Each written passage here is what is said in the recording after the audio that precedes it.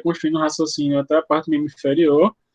Lembra que não estamos tendo a questão prática ainda, mas já desenvolvendo um raciocínio clínico, né?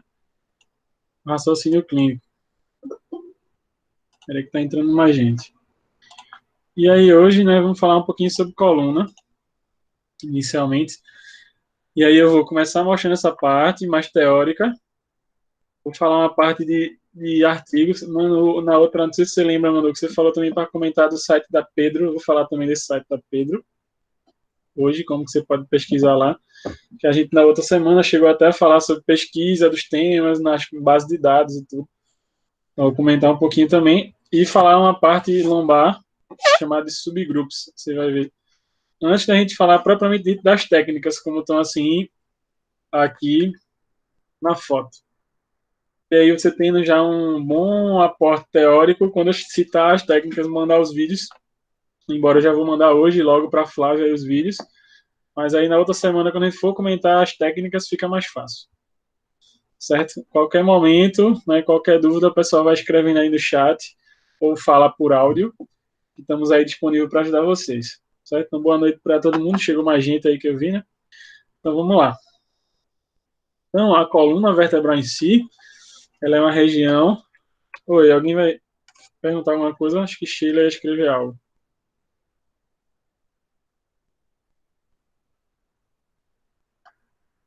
Ou não?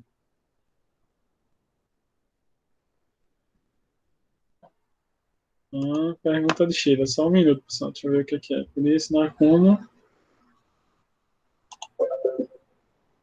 Não é Sheila que está escrevendo aqui? Shirley não é a Sheila que está botando. Ah, tá. Como baixar a guideline. Deixa... quando eu chegar, Sheila, na parte que tu vai falando do site da Pedro, aí tu me pergunta novamente isso, aí eu mostro. Tá bom? Mas valeu aí. Então vamos lá. Então, quando a gente pega, né, pacientes de coluna vertebral vão ser uma das queixas mais frequentes nos consultórios de vocês. A grande maioria dos pacientes chegam, né, muito com queixa de dor lombar, lombalgia muito frequente, dor cervical, dor torácica um pouco menos, mas tem relação, né? E a gente precisa primeiro entender a anatomia, então entender toda a relação das estruturas e falar das curvaturas. E quando a gente citar a questão de hipomobilidade das vértebras, vai influenciar, né, a curvatura da região ou a falta dessa curvatura. Então, por exemplo, na região cervical, qual seria a curvatura esperada? A lordose. Na torácica, qual a curvatura esperada? Cifose. Na região lombar, lordose, sacro e cóccix, né, cifose. Mas isso no indivíduo do livro. E no indivíduo real, você vai ter ou as hipercifoses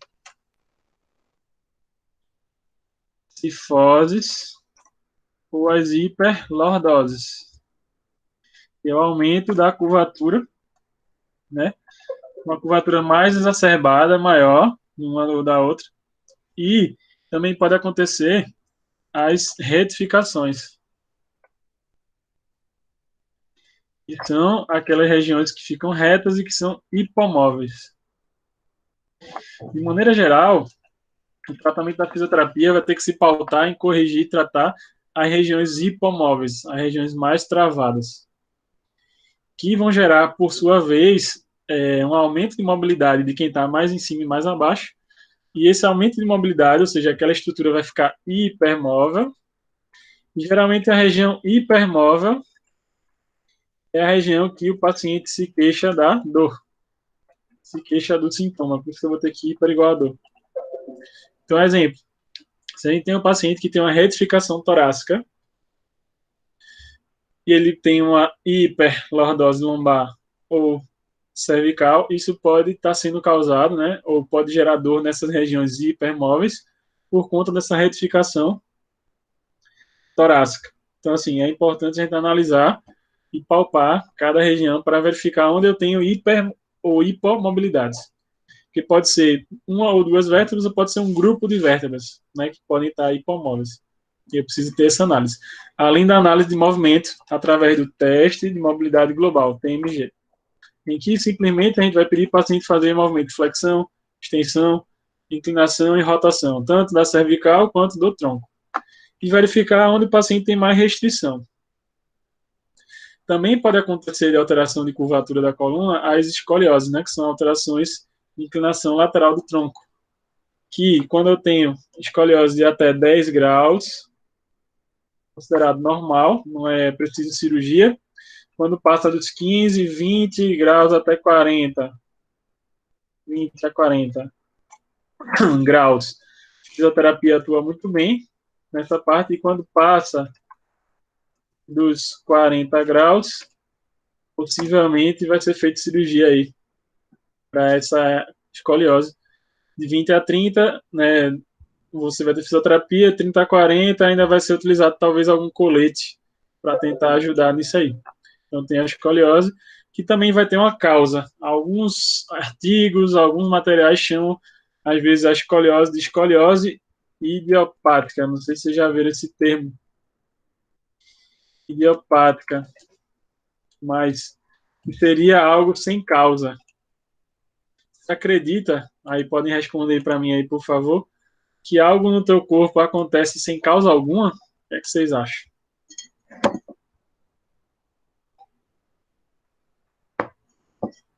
Claro que não. Perfeito, Flávia, como você respondeu.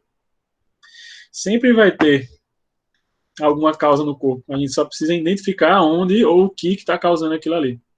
Através da palpação, através da anamnese, através dos testes que a gente vai citar para frente. E aí, se você parar para pensar também em relação à coluna, cada região, então cervical, por exemplo, torácica, lombar, vão ter características próprias da região. Então, por exemplo, região cervical, ela tem como características gerais os processos espinhosos bífidos ou bifurcados, lembra de anatomia, e forame transverso nos processos transversos, em que vai passar uma artéria aqui, que ela é mais posterior, e que vai nutrir, irrigar a nuca, que é a artéria, vocês sabem o nome dela? Artéria vertebral. O vértebro basilar.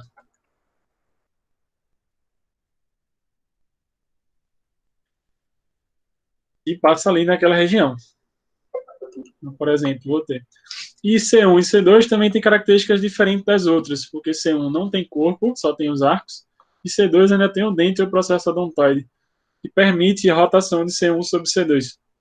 Inclusive, quando mais para frente a gente falar de biomecânica, vai ser importante isso. Você vai ver que região de cervical alta tem bastante rotação da cabeça. Cervical mais baixa também roda, mas é muito mais importante para a cervical mais baixa os movimentos de flexo e extensão da cabeça. Então, quando o paciente tem limitação de rotação de cabeça, uma região que você pode desconfiar, e aí vai confirmar na palpação, cervical mais alto. Pode ser. Quem que vai me confirmar? O toque. Alterações na flexão e extensão, você pode pensar de C3 para baixo, mas quem vai me confirmar também é a palpação. Aqui só mostrando as estruturas anatômicas, mas a gente já citou, né?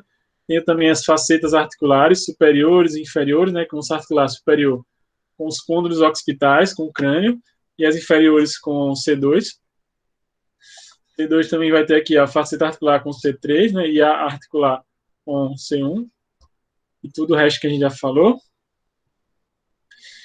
Vértebra cervical, a gente já falou da característica no processo espinhoso bífido e os forames transversos no processo transverso, porque o resto tem, né, basicamente em todas elas, corpo, processo transverso, processo espinhoso, o forame vertebral, pedículo, lâmina, etc. Vértebra torácica, o que, é que ela apresenta de característica? O processo espinhoso é mais oblíquo e para baixo. E tem as fóveas costais. Vocês veem aqui, ó, duas fóveas no corpo. Não sei se dá para ver meu mouse. E um no processo transverso, onde vão se articular aqui a cabeça da costela, né, onde a costela vai se articular, e o tubérculo da costela.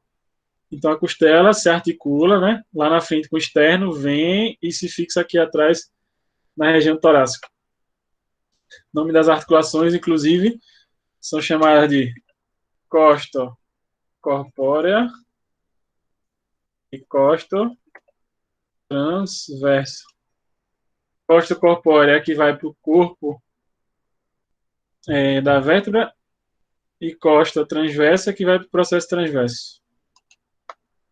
E eu posso ter bloqueio nessas regiões também. Então, essa parte aqui da cabeça, da costela, vai para lá, e do tubérculo aqui, ó, também se fixa lá no processo transverso.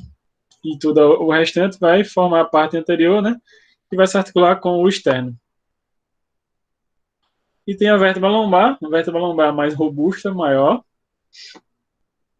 né? O processo espinhoso é mais reto, quadrangular ou retangular, e suporta, né, a carga de todo o corpo, né, de todo o tronco.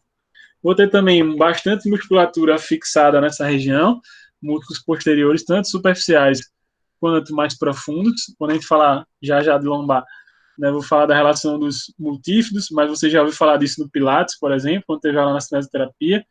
São pequenos músculos que estão fixados entre as vértebras intertransversários, os interespinhosos, etc. E a musculatura abdominal, que também influencia bastante, né, a musculatura do core, sobre patologias das costas. É muito comum também essa relação. Existe também uma inter-relação de estruturas internas com estruturas externas e em relação ao centro, pensando na região torácica, principalmente região torácica de T1 a T4, é basicamente localizado onde vai ter essa altura que está escrita ali no slide, mediastino. Mediastino seria o centro do tronco, né, do tórax, onde eu vou ter, após o externo, coração, né, e lateralmente pulmões, diafragma baixo, e logo atrás já a coluna vertebral, o que quer dizer que bloqueios da coluna vertebral, como o peritônio e a fáscia que está interna, se fixa na coluna, bloqueios da coluna podem influenciar a mecânica de movimento do coração, dos pulmões e do diafragma, e influenciar a mobilidade do externo. E o contrário também, traumas no externo ou alterações mecânicas do externo podem influenciar o centro e podem influenciar a coluna nesse nível que eu citei para vocês, de T1 a T4. Quando a gente for falar também de sistema nervoso autônomo, aí a parte simpática, ela fica localizada na torácica, e da região simpática, quem que inerva o coração e pulmão é esse nível que eu falei para vocês, de T1 a T4. Essa informação é extremamente valiosa. Então, essa região de coração e pulmão vai receber inervação simpática de T1 a T4 e inervação parasimpática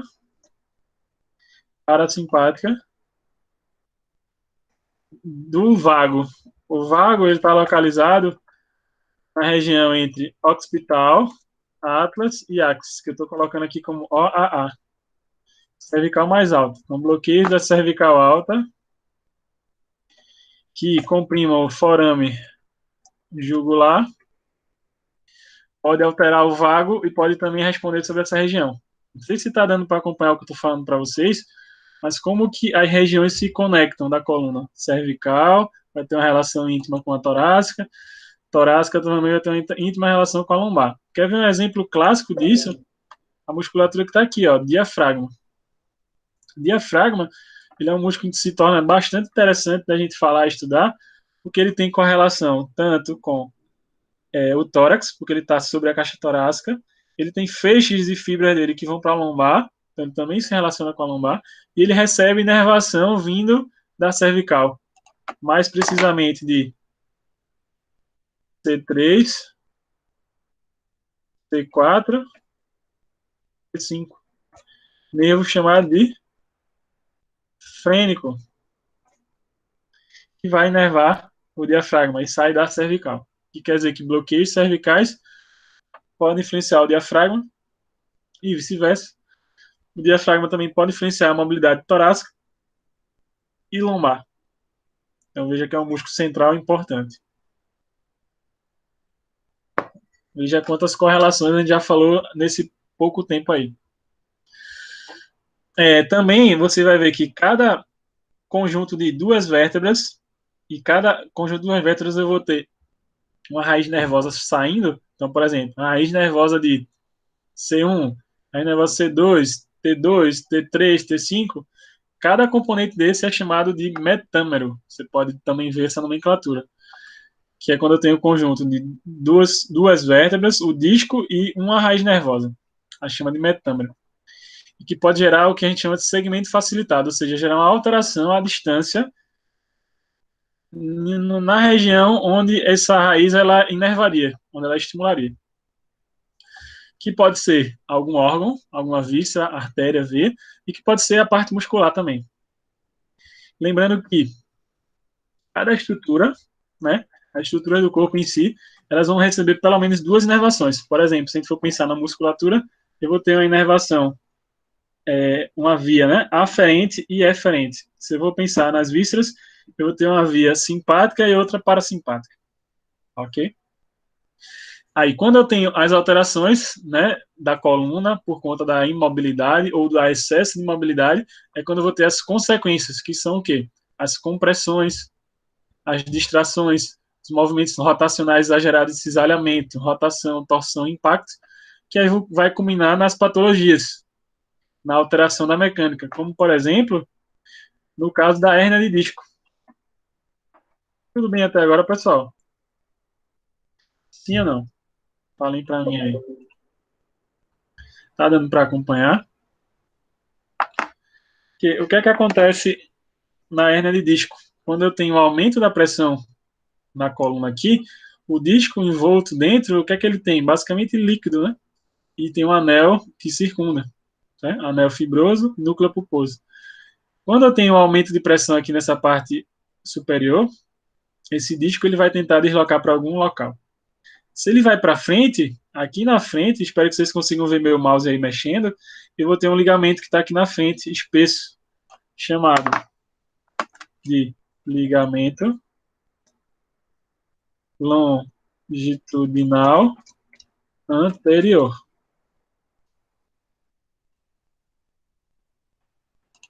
Ligamento longitudinal anterior. Que o que é que esse ligamento faz? Ele protege essa parte anterior, então o disco ele não consegue romper anterior, ele bate e volta, e esse ligamento também limita a extensão do tronco.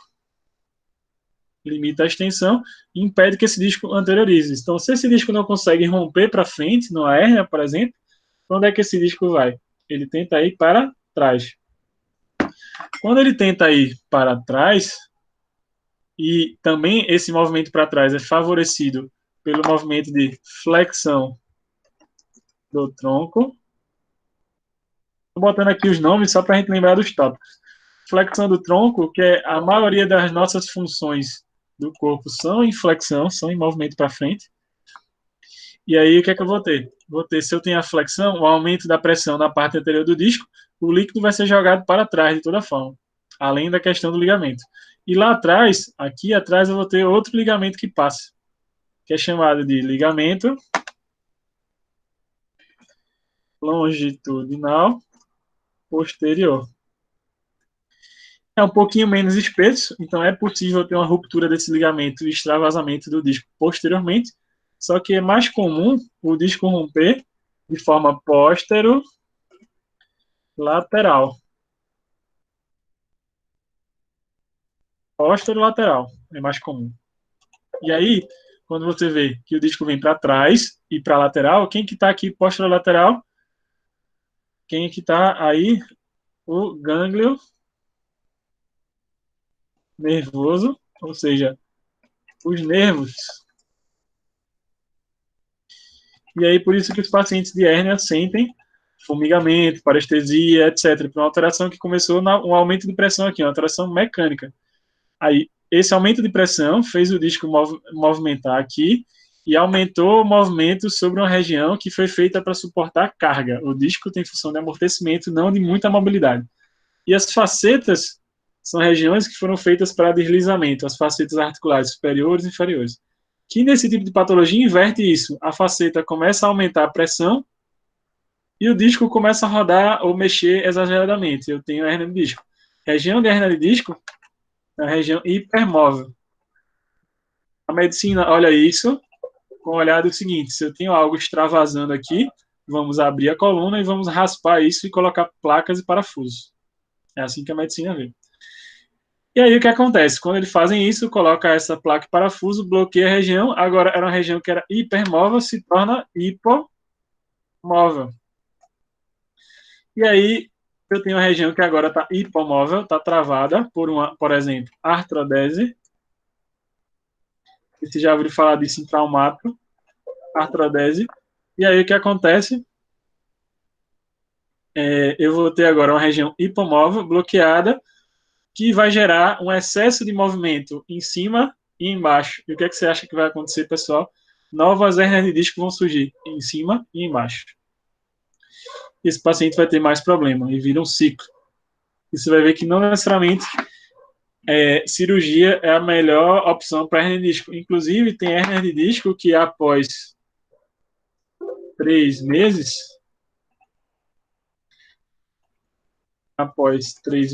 elas chegam, inclusive, chegam a regredir, voltar um pouquinho. Já tem estudo científico mostrando isso. Ou seja, no curso natural da doença, se você não fizer tratamento nenhum com esses pacientes, se eles, na verdade, só evitar a sobrecarga, após 3 meses, pode ser que ele já melhore dos sintomas. Aí já ouvi vários tratamentos aí fora, propondo tratamentos milagrosos, com duração de exatamente 3 meses. Por que eles fazem isso? Porque sabem que durante 3 meses o paciente vai melhorar do quadro. Então não é nem o tratamento que está sendo efetivo. Ou seja, estão enganando os pacientes. Tem muito isso lá fora. A gente tem que ter cuidado com isso. E primeiro, entender o que é que acontece a nível de movimento, a nível de mecânica. Da mesma forma, entender como que acontece na escoliose, quem que está sendo esticado, quem que está sendo tenso, né, puxando, para poder trabalhar, né? Uma escoliose é uma alteração tridimensional das vértebras. E entender também sobre os nervos, um pouquinho, né? Lembrar do plexo braquial, lembrar do plexo lombosacral, lembrar das relações, que isso eu vou deixar para comentar mais para frente. Vou apresentar para vocês o material sobre subgrupo. Na verdade, vou comentar só os dermátonos, mas a parte de nervos eu vou deixar para mais para frente. E depois a gente já faz um bate-bola. E aí o que acontece? Eu tenho, né, dependendo de onde for o bloqueio vertebral, se for na cervical ou se for na lombar, isso pode comprometer também, por exemplo, na lombar, membro inferior, pegando desde coxa, joelho até o pé, e se for um bloqueio do sacro, toda a parte posterior da perna até a planta do pé. Se for cervical, pode comprometer, inclusive, chegando até a palma da mão. E aí tem algumas patologias aí, como síndrome do túnel do carpo e etc., que os pacientes têm a queixa na mão, formigamento, parestesia, mas a causa está começando e acontecendo lá na cervical. Então, talvez tratar a coluna cervical já melhore os quadros e impeça que esse paciente faça uma cirurgia desnecessária. A gente tem que pensar em tudo isso, por isso entender essas relações é importante, tanto superior quanto inferior. Então, a gente vai comentar bastante durante os nossos encontros daqui para frente, né? E aí, numa sequência natural, me digam se vocês estão vendo isso aqui. Aparece para vocês esse outro slide. Tá assim, sistema de classificação de subgrupos. Sim ou não?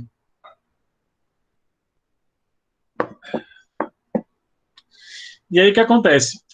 Alguns estudiosos dos Estados Unidos, né, americanos, sobre do lombar, eles pensaram o seguinte: toda patologia lombar, ela vai ter. Eu vou começar pela lombar, né, depois a gente vai comentar torácica, cervical, tá?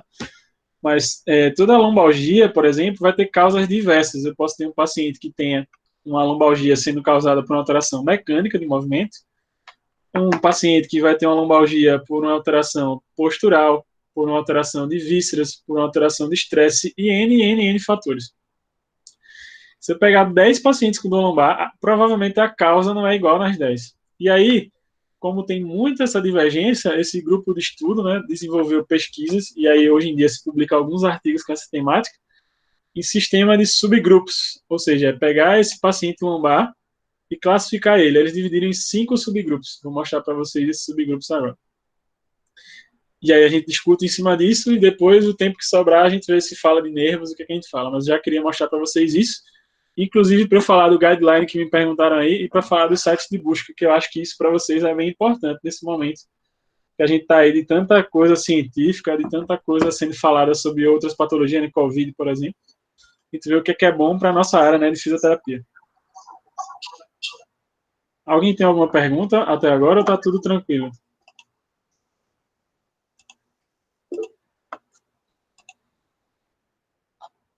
Professor, Oi, pode perguntar. no caso que o senhor falou das cirurgias de para hernia de disco, elas sempre vão ser desse tipo que deixa a região hipomóvel? Ou tem outros tipos? Porque Com tem muita certeza, gente porque, que tem medo de não, fazer isso, né? porque assim, geralmente, a cirurgia eles vão colocar placa e parafuso, vai fazer artrodese. Se vai fazer Só, artrodese, vai gerar hipomobilidade, não tem como. Fora toda a restrição da cicatriz, da cirurgia, então, da aderência cicatricial, etc, etc. tá bom. Então vai ter problema pós-reabilitação. E a fisioterapia atua tanto antes da cirurgia e pós-cirurgia também. Entendi.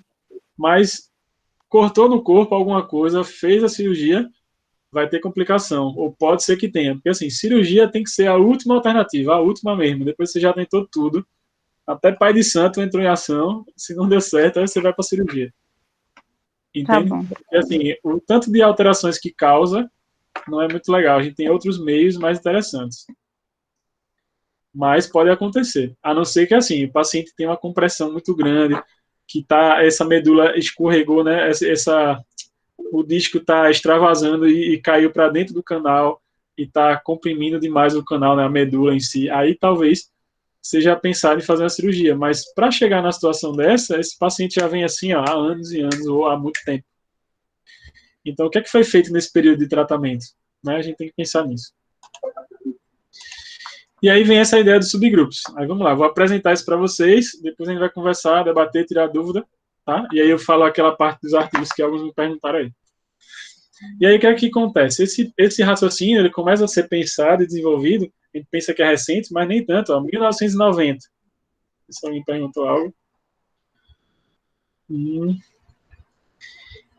Francisco, pergunta do Francisco, né? Como o ligamento anterior impede, o disco vai para trás e para a lateral, porque atrás também tem o ligamento longitudinal posterior, então ele vai posterolateral. Exatamente, Francisco. E aí o que acontece? Esse raciocínio começou a ser desenvolvido pelo grupo de pesquisadores de elite e colaboradores nos anos 90 e recentemente foi aprovado pelas diretrizes de prática clínica, já que a gente vai citar daqui a pouco sobre guideline, então, ó, os guidelines, né, citam esse tipo de coisa, né, a subgrupos. Foi desenvolvido pela Associação Americana de Ortopedia e Fisioterapia. E aí eu jogo essa pergunta para nós, né? Por que classificar esses pacientes? Primeiro de tudo, dor lombar é o motivo primário de encaminhamento à fisioterapia, geralmente, né, é bem procurado. Quase metade dos pacientes tratados de fisioterapia tem diagnóstico de dor lombar. E aí tem várias intervenções, não tem um consenso muito de tratamento. Cada um vai para um caminho. Alguns utilizam terapia manual, como vocês estão na disciplina para isso. Outros pensam em utilização de exercício, outros tração, outros tipos de modalidade fisioterapêutica, hidroterapia e por aí vai. E aí, a maioria dos estudos também concordam que a dor lombar é uma condição heterogênea. A gente acabou de falar que eu posso ter diversas causas, ou seja, o que quer dizer que o tratamento não pode ser feito da mesma forma. Não tem sentido tratar as pessoas que têm dor lombar igual a todo mundo. Não é receita de bolo. E se teve, né, até chegar nesse modelo, uma classificação, primeiro chamada anátomo-patológica, e que verificava justamente as patologias, as alterações nervosas, musculares, faciais, articulares. O grande problema disso é que às vezes acontece o que a gente chama de falso positivo nos exames de imagem, ou seja, durante o exame, né, ou pelo exame de imagem, o paciente está altamente ruim, ou às vezes o exame também está tudo bem, não tem mais lesão nenhuma, ou tem lesão e como tem várias coisas envolvidas, você não sabe identificar se o problema é do nervo, se o problema é muscular, se o problema é articular, o que danado é. E aí entra outro tipo de classificação, que eu acho que é mais correta, que é a classificação com base em achados clínicos, ou seja, com o que você encontra na avaliação e resposta ao tratamento. E aí, a partir disso, primeiro a gente tem que fazer uma triagem desse paciente. Como seria essa triagem? Primeiro, esse paciente ele é apropriado para o tratamento de fisioterapia? Sim ou não? Se sim, ele continua. Se não, ele vai ser encaminhado para médico, psicólogo, algum outro profissional. Se não for, né, para fisioterapia. Se ele é para fisioterapia, a gente tem que também classificar se é um paciente com um sintoma agudo, ou seja, faz dias que ele está com esse problema, faz horas, faz pouco tempo. Se ele se enquadra num quadro subagudo, ou se ele já está crônico, mais de 3 meses, mais de, sabe, muito tempo já. E aí, a partir disso, se tem, né, os subgrupos.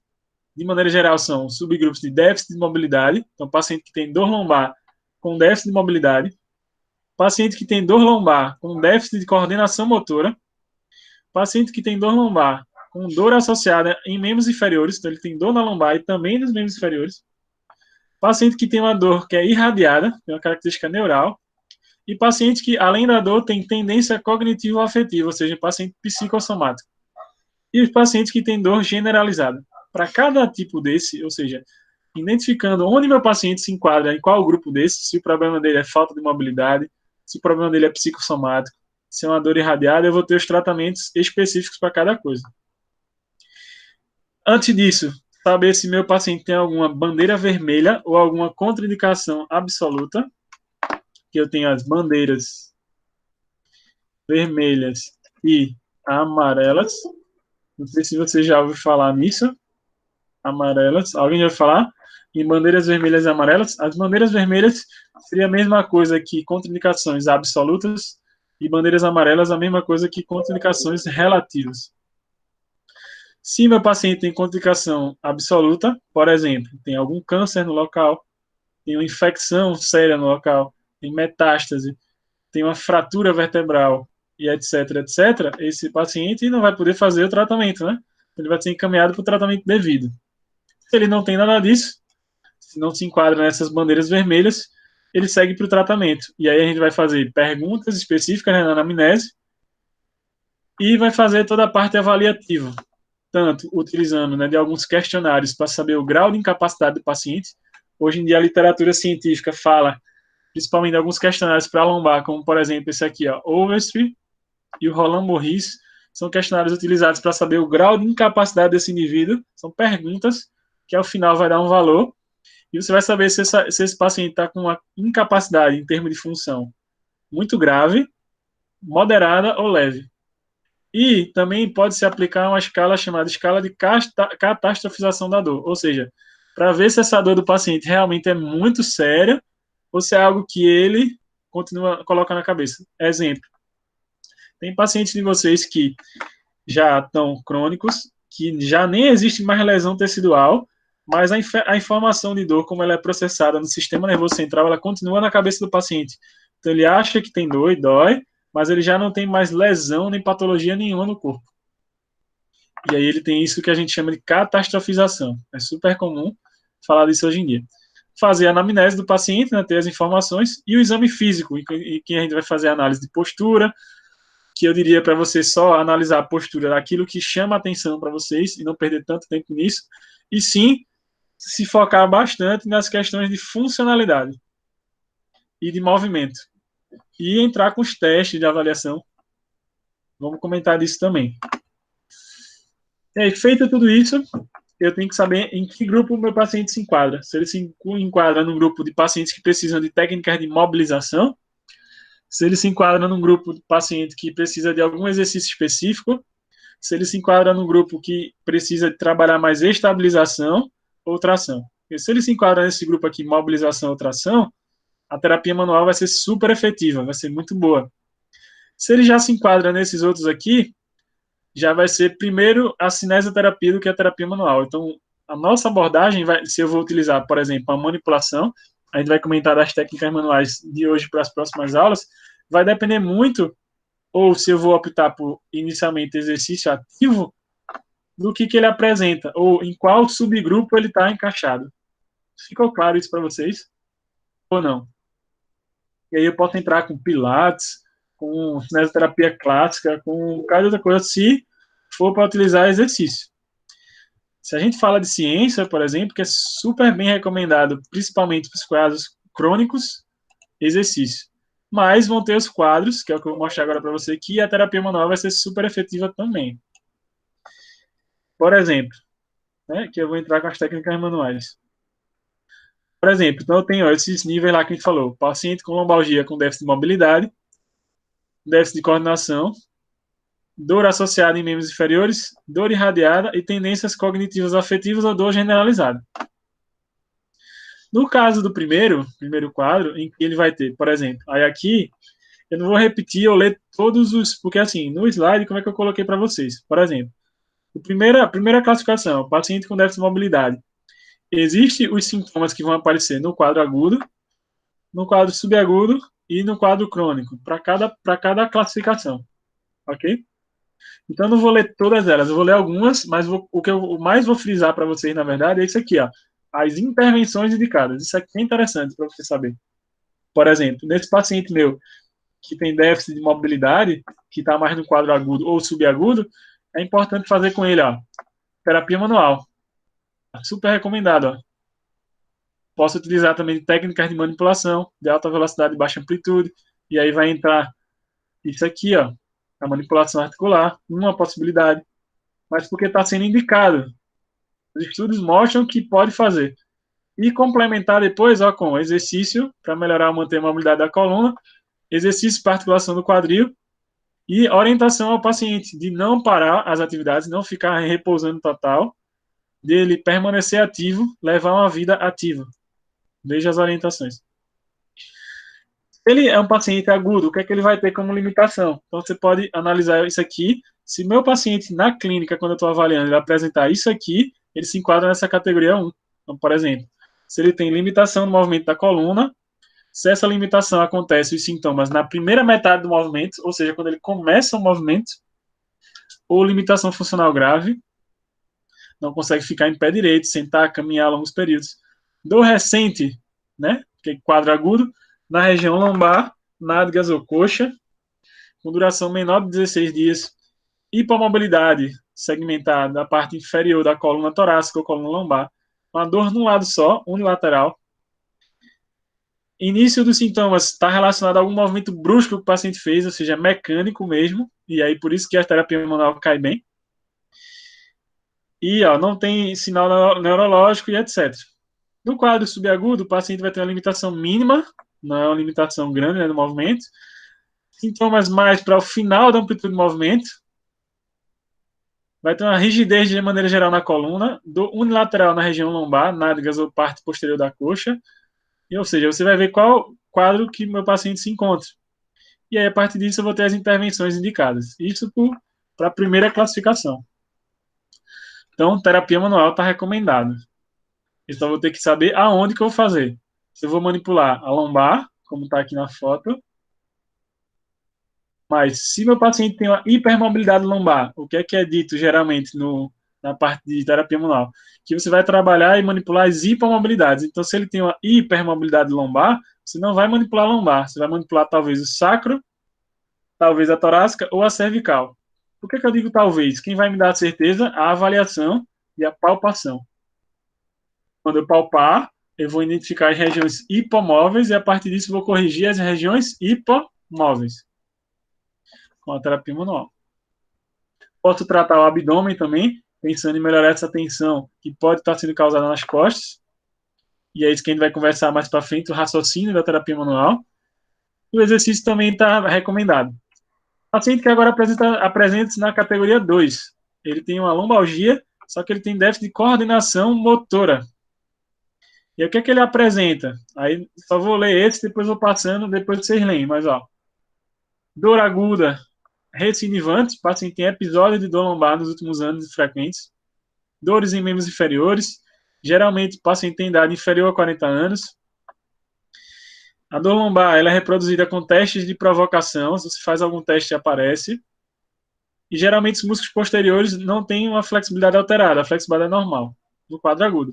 Vamos ver no quadro crônico? O paciente tem uma recidiva de dor lombar, choque geralmente é reproduzido no final da amplitude do movimento, ou seja, quando ele está chegando no final, quando ele fica em pé longos períodos dói, ou durante uma atividade recreacional, quando ele vai fazer um esporte, aí ele sente, quando ele vai fazer algum trabalho, né, lecionar, ficar em pé dando aula durante longos períodos, trabalhar com peso, construção civil, ele sente.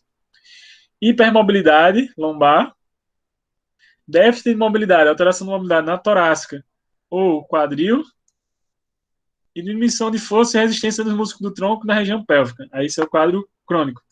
Aí o que é indicado de intervenções, ó, pessoal? Já que a gente está falando ali de um quadro crônico e, na verdade, de um paciente que tem alteração de coordenação motora, se ele tem coordenação motora alterada, o que é mais indicado para ele? Exercício. Primeiramente, veja que a terapia manual está aqui também, ó. Posso usar a terapia manual? Posso. Para quê? Para tratar alguém que está travado, alguma articulação, para relaxar alguma musculatura que está tensa. Só que ele tem um déficit de coordenação motora. O que é que eu tenho que trabalhar? Ó, exercício. Exercício de estabilização reeducação neuromuscular, treino de força e resistência muscular. E também vai dar incluída a terapia manual. Postura e movimentos que mantêm a coluna neutra, etc. Então veja que aqui já te dá um direcionamento do que eu preciso fazer. É isso que eu queria mostrar para vocês. Mais uma vez, exercício e a terapia manual também está indicada. Paciente que está na categoria 3 agora. Então ele tem uma lombalgia, uma dor lombar, só que essa dor também está associada aos membros inferiores. Ele vai ter um quadro clínico associado. Não vou ficar repetindo isso aqui, mas depois você dá uma olhadinha. E geralmente é um paciente que tem a gente chama de preferência direcional. Ou seja, ele diz assim, quando eu faço extensão da coluna, dói muito. Quando eu faço flexão, não dói. Então ele tem uma preferência direcional para flexão. Ou o contrário. Quando eu faço a flexão do tronco, dói muito. Quando eu faço a extensão, não dói nada. Isso é um insight, uma dica, inclusive, para as intervenções.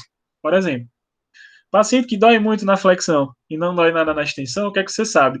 Que exercícios que você coloca ele na postura de extensão são bons para ele. O oposto vai acontecer naquele paciente que extensão dói muito, flexão não dói nada. Então, padrões de flexão para esse paciente vai ser melhor. Aí eu tenho essa questão da preferência direcional. Alguns pacientes também apresentam o que a gente chama de shift lateral, que não chega a ser uma escoliose, mas é quando eu tenho um deslocamento lateral dos ombros em relação à pelve. Como se o paciente ficasse meio inclinado assim, mas não chega a ser uma escoliose.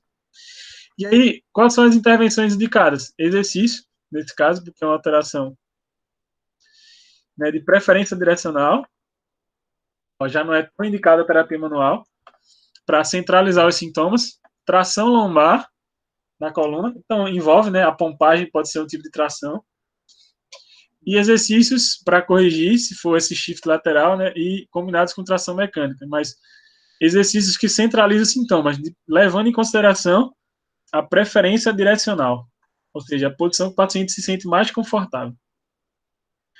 Categoria 4, falta só essa e mais outra, pessoal, tá acabando isso.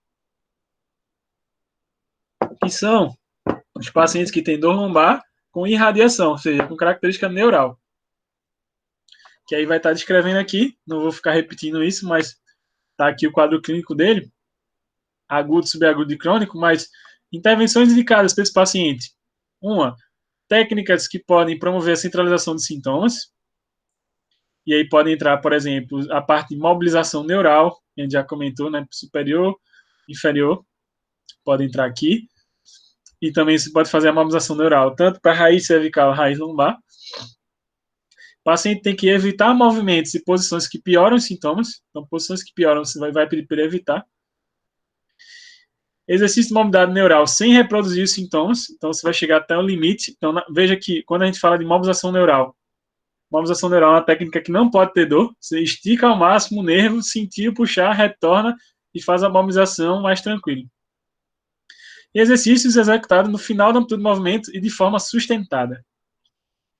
Categoria 5, que é o paciente que tem a questão psicológica, tendências cognitivas afetivas ou dor generalizada.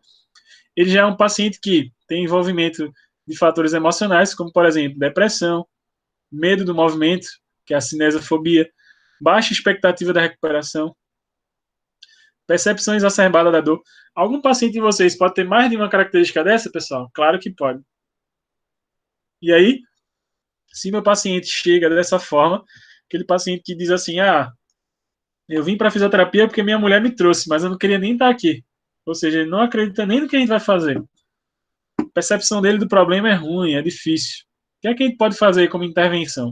Primeiro de tudo, mostrar para ele que é possível sim ele melhorar.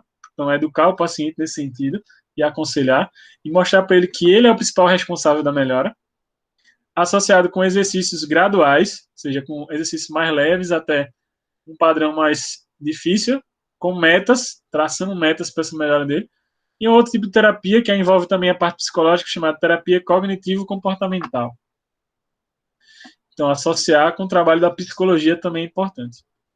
Basicamente, aqui nessa parte, e aí vamos abrir agora para a gente conversar mesmo, depois eu falo mais de nervos e tudo, e a parte científica,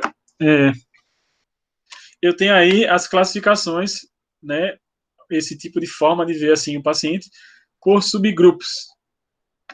E aí eu consigo ter talvez uma precisão maior. Claro, isso não é 100% comprovado, mas assim, dá um melhor direcionamento do tratamento quando eu sei o que é que o meu paciente apresenta. Ele apresenta alteração de mobilidade. Então, técnicas para melhorar isso é positivo. Ele apresenta distúrbios psicológicos, então eu tenho que trabalhar isso primeiro, ou seja, eu consigo ter um norte no tratamento. Perfeito, Sheila, aí dá uma visão organizada do tratamento. E a gente precisa disso, né? Que a grande dificuldade nossa, quando eu falo nossa, não só de vocês alunos, mas físio em geral, é saber assim, por onde eu começo. O paciente me joga milhões de informações. Maravilha. E agora, para onde eu vou? Essa é a nossa dificuldade inicial. Certo? Alguma pergunta diante dessa parte que eu falei de lombar, do raciocínio da anatomia, da patologia da hernia de disco, escoliose, etc. Alguém tem alguma pergunta? Tá tudo bem até agora? Tá dando para acompanhar? Ô, professor, Pode perguntar. se o paciente, como o senhor falou, que ele pode ter mais de uma dessas, Sim, né? Aí, pode. se ele chegar com dor, no caso da lombalgia, né? Certo. Ele tem a dor ao movimento e tem também a dor irradiada. Certo. Aí, no caso, Aí uma você vai terapia juntar, manual. você vai juntar as duas intervenções. Você vai ver assim, por exemplo, o que é indicado para dor irradiada, que você vai fazer, e o que é indicado para outra alteração, para mobilidade. Mas se ele reclama assim que sente muita dor, no caso de você tentar fazer uma Então, se terapia ele manual, sente, você assim, entendi, mas veja, vou tentar ajustar isso na sua cabeça. Veja, ele sente muita dor. A primeira pergunta tem que vir: como é essa dor? Qual a característica da dor? É uma dor que queima, ligamento, etc. Tá, é característica neural. Então, vou focar em técnicas que trabalham o sistema neural. Dá para entender? uhum, É uma dor pontual, uma dor furando. Pode ter uma característica articular. Então, vou fazer técnicas mobilizatórias, né, de mobilização da articulação, ou manipulativas da articulação. Esse indivíduo, quando eu palpei o tecido, eu tenho tensão muscular, eu tenho tensão da fáscia, vou trabalhar isso. E isso, vamos supor, comecei a fazer esse trabalho mais manual num paciente que está mais agudo, e agora a dor está reduzindo. A dor começou a reduzir, se já nesse atendimento você conseguir, você já pode incluir exercício com ele. Claro, exercícios super básicos. Talvez para ele fazer uma dissociação de cintura pélvica, dissociação de uhum, cintura escapular, talvez uma ponte, se ele conseguir, coisas desse tipo, mais leve. entendi, valeu. Mas, a partir do que os sintomas forem cessando, a terapia tem que passar a ser muito mais ativa, muito mais cinesioterapia e menos terapia manual. Isso é que você me entende. Entendi. Aí, Obrigada. claro, vai depender da fase que meu paciente se encontra. Pode ser que eu fique um primeiro atendimento, ou os primeiros atendimentos, primeiro, segundo, terceiro, só terapia manual. Com certeza pode acontecer, se o paciente é muito grave, como você está dando exemplo. Mas, o que eu quero dizer com isso? Para você não deixar o paciente, tipo assim, ele vai fazer com você 10 consultas, um exemplo. E as 10 consultas você deixa ele só na maca. Isso é o maior erro do profissional. Fazer 10 atendimentos achando que o indivíduo que se move, que corre, que caminha, que se movimenta o tempo inteiro, que você vai resolver o problema dele só fazendo intervenção na maca. É isso que eu quero dizer. E claro, vai ter o seu momento para fazer o tratamento na maca, sem dúvida. O que você não pode deixar é que o paciente vicie nisso e diga assim: eu só fico bem se eu vou lá na doutora Manuela e ela me estrala todinha e faz uma massagem para mim na maca. Isso, no primeiro momento, é bom, mas se o paciente vicia nisso, é ruim. Isso é que você entende. Repouso, Francisco, 100% não é bom. Você tem que reduzir carga, mas não parar completamente. Isso não sou eu que estou falando, é os estudos científicos que falam. Porque se eu tenho repouso total também, eu vou ter rigidez. Isso é ruim também. Vou ter hipomobilidade. Então, ela que perguntou, mas serve para todo mundo, eu tenho que primeiro entender qual é o contexto do meu paciente, como é que ele está. O que é que ele apresenta da alteração? Porque pode acontecer de muitas patologias melhorarem simplesmente do fato da pessoa se tornar mais ativa, ou do fato dela melhorar as questões psicológicas, por exemplo. É o que está acontecendo recentemente, está se falando muito disso, né? Não sei se vocês acompanham as lives aí que estão falando de teleatendimento. Teleatendimento. É algo que foi liberado para fisioterapia recentemente, não era tão assim, né? Existia, mas era muito pouco teleatendimento, mas agora, devido a essas condições, o fisioterapeuta atende alguém, ele numa tela, a pessoa do outro lado. O que é que vai ser orientado nesse tipo de situação? Com certeza, já que não dá para tocar na pessoa. Cinesioterapia. Aí Francisco botou, quebrou a massoterapia. É, a massoterapia, mas o fisioterapeuta manual, que também sabe utilizar de exercício, não quebrou. Porque ele vai poder fazer as orientações via vídeo. Agora, aquele terapeuta que é só maca, não só o massoterapeuta, o fisioterapeuta, no inglês eles chamam de terapeuta hands-on, aquele que trabalha só com mão, 100%, não faz mais outra coisa, esse está quebrado nesse momento. Agora, aquele terapeuta que é chamado hands-off, que além de trabalhar com mão, também incrementa com exercício, com mobilidade, que é o que eu vou orientar vocês a fazer, esse está tranquilo, porque assim, não dá para usar a terapia manual com esses pacientes, mas dá para fazer exercício, e ele vai melhorar também. Então, na verdade, qual é o segredo que eu vejo hoje na fisioterapia? É você mesclar essas duas coisas. Terapia manual, sem dúvida, tem o seu valor e muito devido. A gente está, inclusive, numa disciplina falando sobre isso.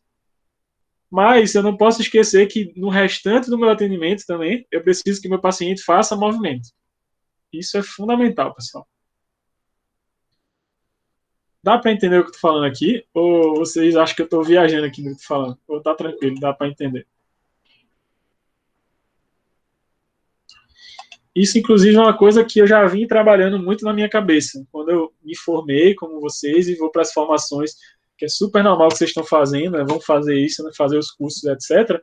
A gente se preocupa muito em absorver técnicas, fazer cursos e isso e aquilo outro e tudo mais, que, claro, a gente precisa para buscar um conhecimento e tudo mais. Com o passar do tempo, você vai ver que, às vezes, se a gente raciocina e a gente se preocupa muito. Ah, eu vou fazer exemplo, né? E que é ótimo, aconselho super vocês fazerem.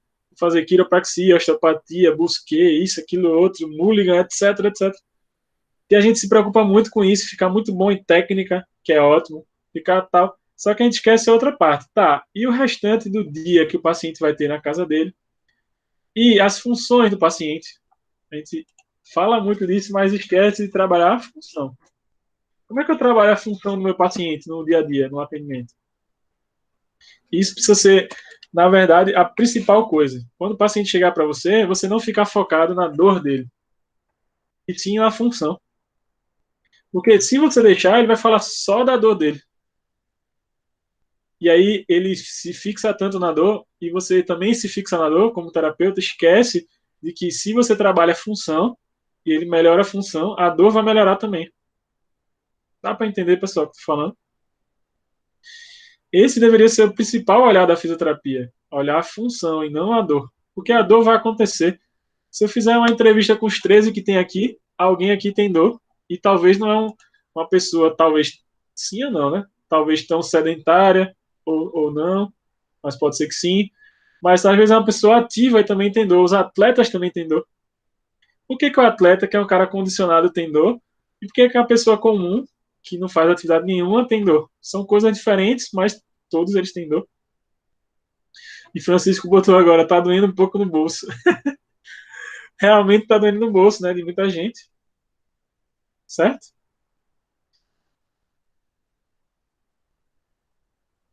Só um minutinho, pessoal. Um minutinho rapidinho. Vou fechar aqui a câmera rapidinho.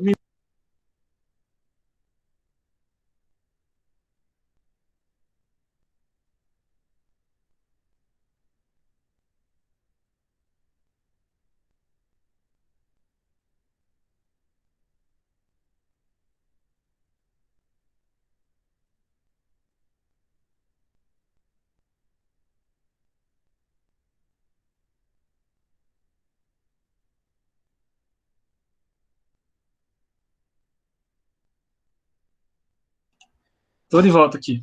Foi rapidinho. E aí eu tenho que pensar em tudo isso, quanto terapeuta. O que é que eu posso propor para o meu paciente de bom?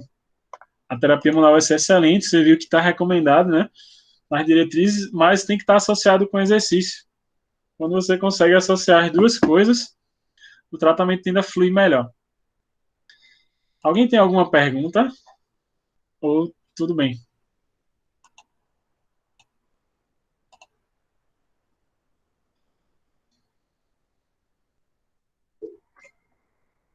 Como é que vocês estão aí?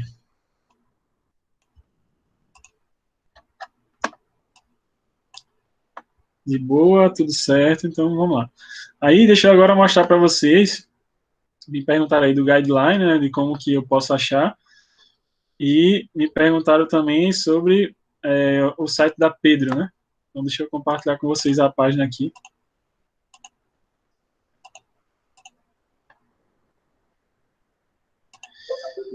Me digam se aparece para vocês aqui a página.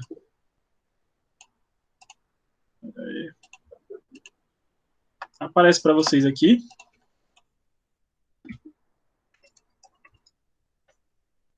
Então, vamos lá. Pedro, que é a base de dados em evidência em fisioterapia. É uma base exclusiva para fisioterapia.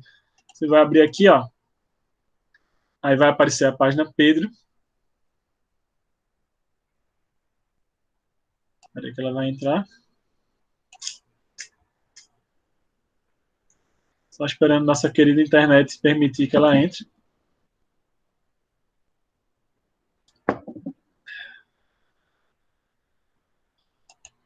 Já era para ter entrado. Isso é a internet. Deixa eu tentar abrir de novo. Acho que agora vai. A Pedro, que ela tá, veja que a página já abriu aqui em português, mas a página Pedro ela disponibiliza ó, em inglês, deve ser coreano, chinês, não sei aqui a língua, alemão, francês, espanhol, italiano e várias outras.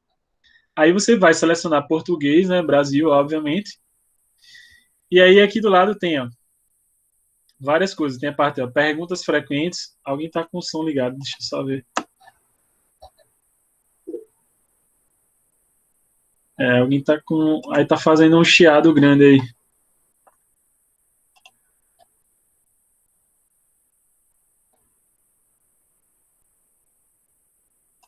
sei se vocês escutam um barulho aí, tá fazendo um barulho.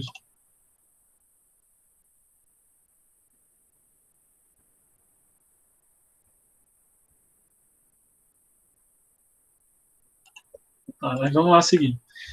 E aí o que acontece? Eu tenho aqui, ó, na lateral esquerda, algumas coisas tipo, ó, perguntas frequentes, ajuda para busca, download, tutorial. Você vai esquecer isso aqui, vai esquecer. E você vai simplesmente vir aqui, ó, tem Simples Scratch, que é uma busca simples, você vai na de cima, ó, busca avançada. Vai clicar nessa busca avançada. Aí ele vai aparecer ó, outra parte, outra página. Vocês estão conseguindo ver isso aqui? Está aparecendo para vocês? Sim, beleza. E aí na busca avançada você pode botar ó, título ou abstract, terapia, qual terapia que você quer. Tem, aqui ele já sugere algumas coisas, mas ó, acupuntura, eletroterapia, hidroterapia, você vê o que é que você quer. Qual o problema do paciente, né? Aí você pode ver se já tem alguma coisa aqui, senão você pode copiar e colar. Subdisciplina, tópico, metodologia, ó, guideline, practice, ó, alguém que perguntou os guidelines, clinical trial, etc. Então vamos lá. Por exemplo, sobre dor lombar, vou botar. Aí eu vou. Eu não sei como é dor lombar, né? Não sei como é lombalgia. Aí eu vou no tradutor. Isso eu estou mostrando passo a passo bem básico para vocês fazerem mesmo em casa. Ah, tô com dúvida, então eu vou botar aqui. Lombalgia. Aí em português, aí, aqui ele deu back, mas você é low back pain, que você geralmente utiliza. Como eu coloquei aqui, ó, low, L-O-W, L-O-W, B-A-C-K, pain, P-A-I-N. Aí eu vou botar low back pain. Aí aqui tem, ó, metodologia, método. Aí eu vou botar practice guideline, para ver se tem um guideline, por exemplo. Aí, publicado desde quando? Você pode botar a data. Vou botar desde 2015. Ou eu posso botar, por exemplo, sei lá, vamos ver se tem 2017. E aí eu já posso. Ou eu posso ir preenchendo cada coisa dessa, tá? Só estou botando poucos tópicos pra gente ver se tem. E vou botar, ó, procurar aqui. Aí ele tá procurando. Aí ele me deu algumas coisas, ó. Tudo isso aqui é guideline, ó. Vê que tá o nome, ó. Practice Guideline. Guideline, forma multidisciplinar, ó, guideline, ó, todos aqui, ó. Dá pra entender? Ah, deixa eu voltar. Não quero procurar assim guideline, eu quero procurar qualquer coisa sobre dor lombar. desde 2017 para cá. Aí eu vou clicar em procurar.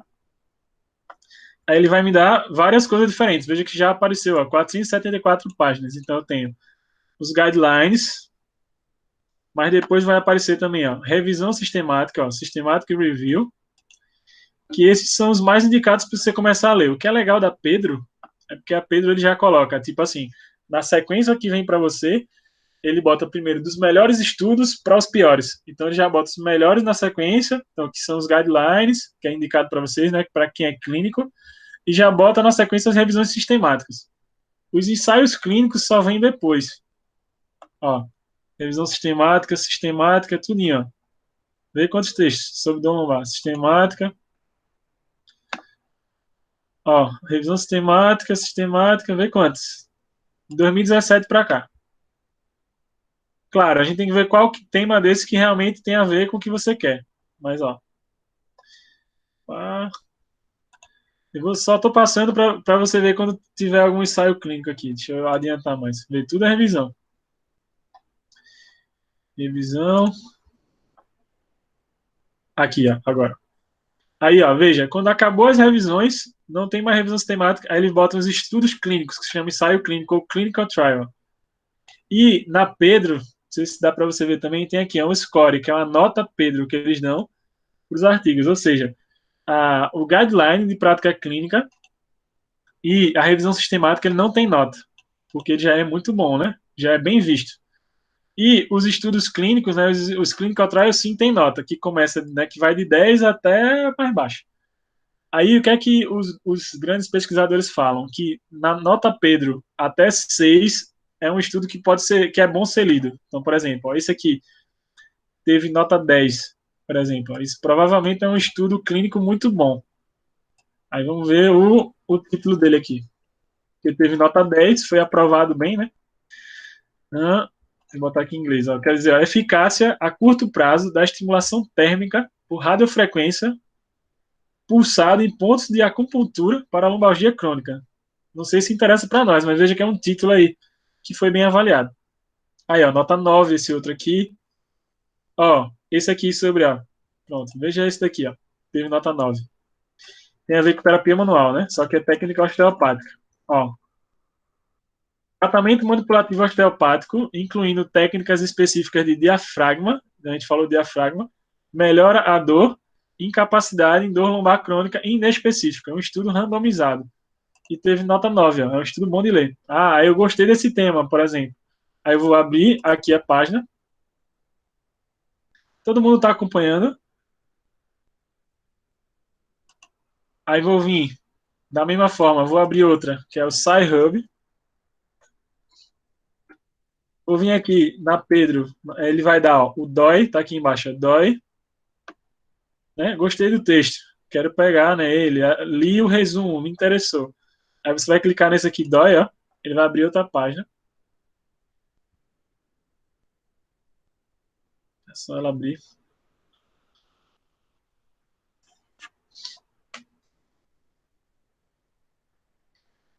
E que viria o texto.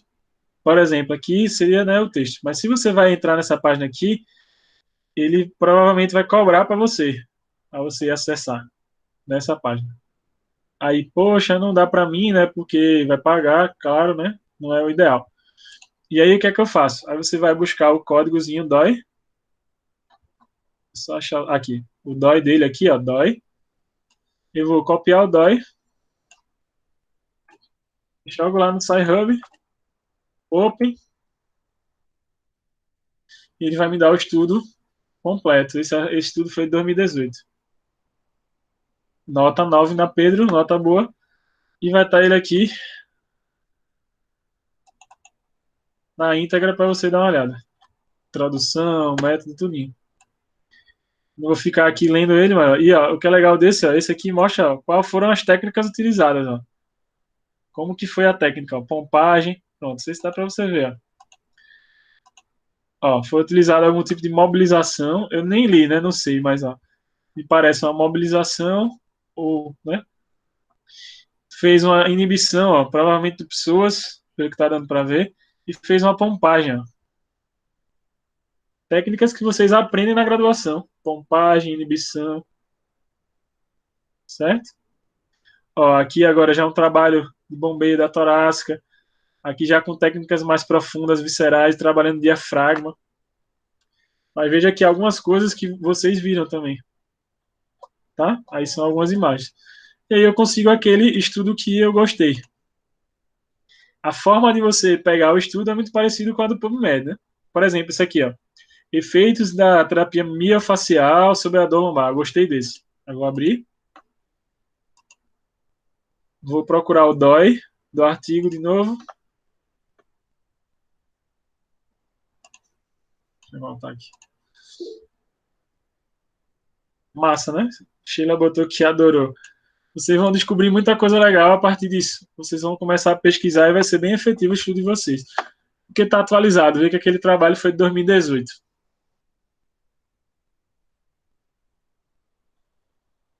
Agora é só pesquisar, sem pressa. Você vai pesquisando, associando com o que você vem estudando. Vai ser bem legal. Vou dar só mais esse exemplo para a gente voltar. Pode pegar pelo título também, exatamente. Deixa eu pegar pelo título aqui. Deixa eu ver se ele vai. São raros os artigos que não vão. A grande maioria consegue abrir.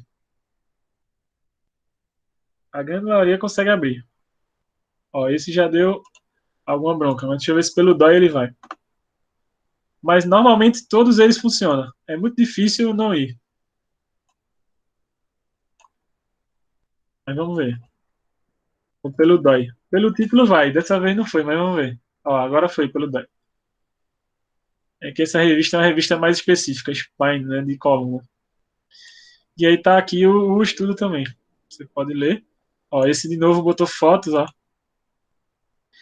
Então, liberação, ó, minha facial com cotovelo, com deslizamento, a gente viu isso massoterapia.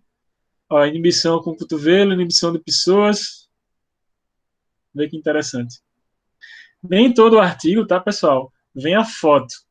Deixa eu voltar para vocês. Sim, vou falar dos guidelines também. Nem todo o artigo vem com as fotos, tá? Mas a grande maioria também tem foto, ou pelo menos tem a descrição do texto.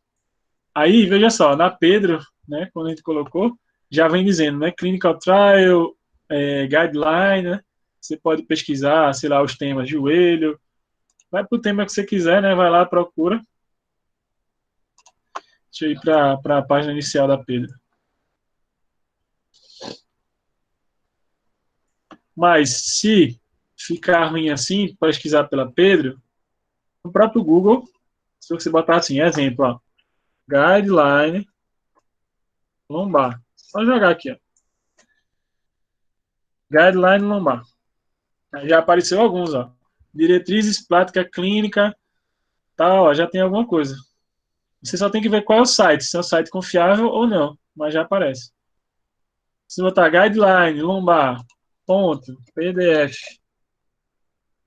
aí ele já vai vir também alguma coisa. Só que alguns estão aqui, ó, Cielo, não é um site tão legal, mas ó, tá aí. Tal. Agora, um site muito bom para fisioterapia, o Pedro, aquele site ali, ó. Ou você pode ir, por exemplo, num site chamado Jospit, ou um outro site chamado The Journal Sports Medicine. Esse. Você pode ir na Jospit e procurar. Ó. Jospit é um jornal de ortopedia terapia, e fisioterapia. Dá para ver isso aqui? Tá aparecendo para vocês?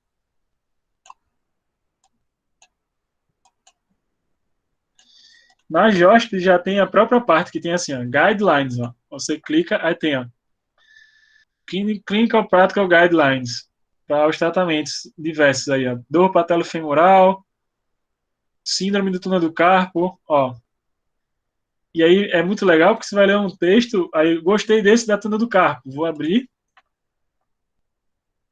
Vê que legal, vocês vão ser altamente científicos agora se fizer isso. E vai estar totalmente baseado em evidência, usando a terapia manual, por exemplo, ou o que seja. Ah, eu gostei desse. Aí eu vou pegar, copiar aqui, ó. Vou lá para o SciHub de novo. É difícil o artigo que aqui ele não abre. E lá veio, ó, para mim, 2019, ó, são guidelines recentes, ó, do ano passado. Clinical Practice Guidelines. Aí ele vai dizer, o que é legal desses materiais, Clinical Practice Guidelines, é que ele diz, desde diagnóstico, exame, o que é legal fazer, exame, né, da fisioterapia, intervenção, então dá todo o passo a passo. Claro, pessoal, isso aqui, você vai se basear só nisso? Claro que não, mas isso aqui te dá um norte. Tipo assim, vou pegar um paciente com túnel do carpo, nunca atendi túnel do carpo, estou perdido no que eu fazia, ou então eu já fiz tudo que eu pensei e nada dá certo. Será que tem alguma coisa aqui que eu não fiz ainda? Eu posso ler um material desse. Deu para entender?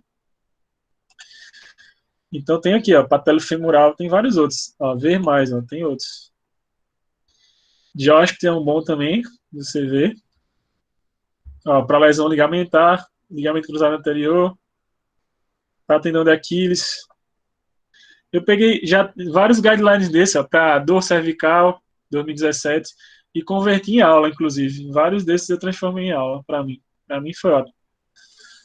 E tem o BMJ também aqui, ó, que é a British Journal Sports Medicine. Esse não é só voltado para esportes, mas também é. E tem também alguns guidelines. Você vai procurar, vai ter também. Toda vez que você vê o nome Practice Guidelines, tal, é porque uma diretriz. Aí o que é que eu indicaria para vocês, né? Deixa eu voltar para essa parte aqui do compartilhamento. O que é que são coisas boas para vocês pesquisarem? Uma, já falamos aqui, os guidelines ou diretrizes, que é a mesma coisa. As revisões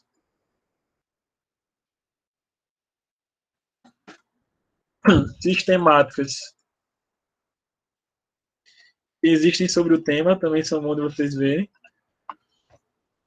As revisões que também tem meta-análise.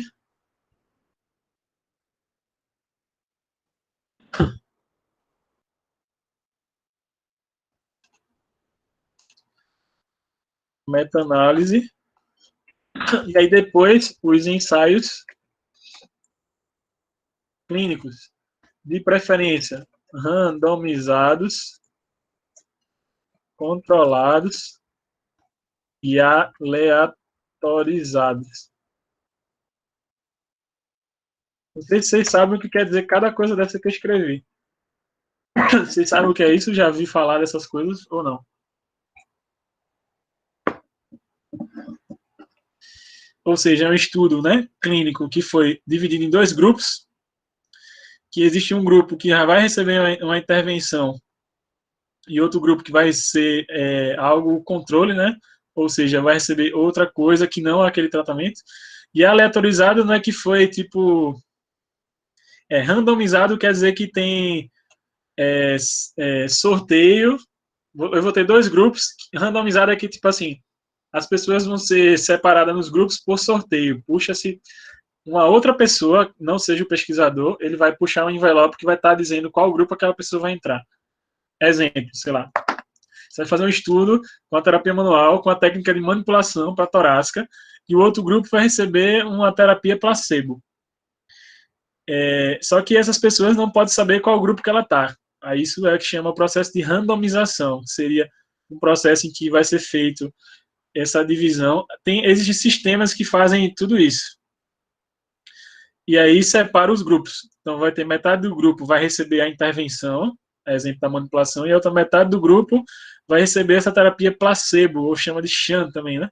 É porque é mais comum chamar de placebo. Na verdade, placebo está mais relacionado com medicamento, mas hoje em dia se chama tudo placebo. Porque terapias não farmacológicas seria chamado de sham, o nome do grupo que não recebe o tratamento original. Mas aí acabam falando placebo também. E aí, quando eu tenho esse tipo de coisa aqui, isso aqui, clinicamente, você pode confiar, desde que os dados do ensaio clínico sejam bem feitos, que a revisão seja bem escrita, etc, etc.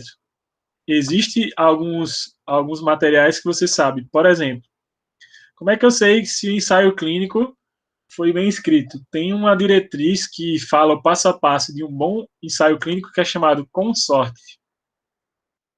É como se fosse um guia. Deixa eu escrever aí maior. Então, um guia do que tem que ter num bom ensaio clínico. Aí você pode baixar esse consorte, você consegue fácil na internet, e procurar. Será que o que esse consorte fala tem naquele ensaio clínico? Vamos procurar. Aí ele dividiu em grupos, fez randomização. Isso que eu estou dizendo está dentro de um material desse consorte. É um estudo transversal, que é um estudo de avaliação.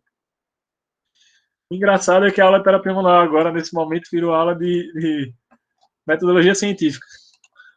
É um estudo transversal. E aí o que acontece? Existe uma forma que você pode avaliar o estudo transversal, que é o Strobe. Mas assim, é porque são dicas excelentes para vocês. Que é outra normativa que você pode ver se esse estudo transversal é bom ou não. Por exemplo, para as revisões sistemáticas, tem o Prisma e tem o Grade, se eu não me engano, que é voltado para revisões. Você pode ver. Ou seja, para cada tipo de estudo tem uma normativa que deve ser feita, para você dizer assim, esse trabalho é de qualidade ou não. Porque às vezes o que acontece, eu já vi exemplos em vários estudos de, exemplo, sei lá, vou dar um exemplo clássico que o pessoal mete o pau, né? Ventosa e kinesiotape. Aí estudo de bandagem. Aí estatisticamente falando, você vai ver os números, o resultado da melhora, vamos pensar na EVA. A EVA é a escala visual analógica. O paciente foi colocar a bandagem e a EVA ela vai de 0 a 10, né? Então o paciente zero dor ou muita dor. E aí, estatisticamente, o estudo era perfeito, tipo assim, o resultado era ótimo, melhorou significativamente. Quando você ia para o dado numérico da EVA, o paciente melhorou na EVA 1, alguma coisa. Acho que era 1,6, 1, alguma coisa. Imagina o que é você melhorar 1,6 na EVA. Tipo assim, o paciente que está com a EVA 10, ele baixar para 9, 8 e pouquinho. Você acha que, clinicamente falando, essa diferença de 1, alguma coisa para o paciente é importante? Tipo assim, o cara que tem uma dor 10, ele agora vai ficar com a dor 9 para 8. Isso é clinicamente importante? Você acha que uma melhora de baixar um ponto na EVA, descer de dez para 9 é importante? A resposta vai ser não. Por que não?